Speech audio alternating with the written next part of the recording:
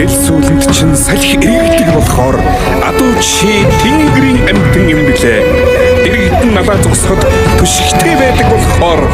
адуу чи анд юм билээ.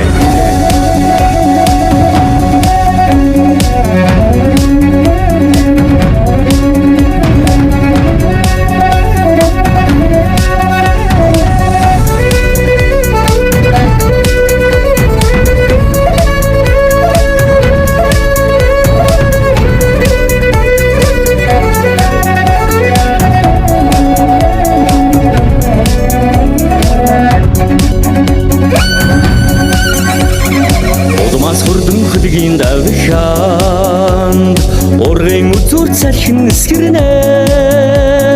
уулын огийн үсэн сугсраад дөрөв тавг шүргэн байна адуу минзсарэ сайхан байна адуу чин би жаргаж явна өвсөн халуурч усан харзлаад уулсын дундаа дулаахан байна Тулай сайхан зоо сортоод